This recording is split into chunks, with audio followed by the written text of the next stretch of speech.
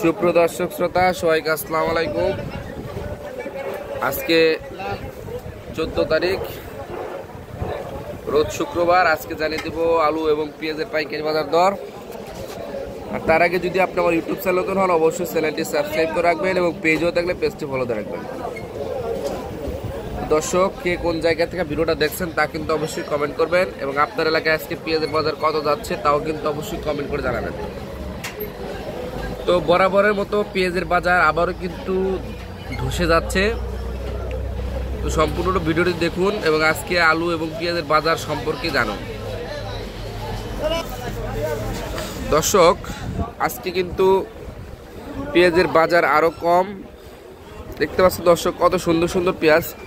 সেই পেঁয়াজগুলো কিন্তু 22 টাকা কেজি বিক্রি করা হচ্ছে। এভাবে পেঁয়াজের বাজার কমলে আসলে কৃষক প্লাস ব্যবসায়িকদের কিন্তু প্রচুর পরিমাণে ক্ষতি হবে। দেখেন দর্শক, কত সুন্দর সুন্দর পেঁয়াজ, এগুলো 22 টাকা কেজি বিক্রি করা হচ্ছে। দেখেন দর্শক, কত সুন্দর সুন্দর পেঁয়াজ। কিন্তু এই পেঁয়াজগুলো যদি এখনও 22 টাকায় বিক্রি করা হয় তাহলে কিন্তু কৃষকদের অবস্থা করুন, প্লাস ব্যবসায়িকদের অবস্থাও কিন্তু করুন। আর আজকে যে স্টিক আলুটি দেখতে পাচ্ছেন, ভালো মানের স্টিক, এগুলো স্টোর কোয়ালিটি, সেগুলো কিন্তু আজকে বিক্রি করা হচ্ছে দর্শক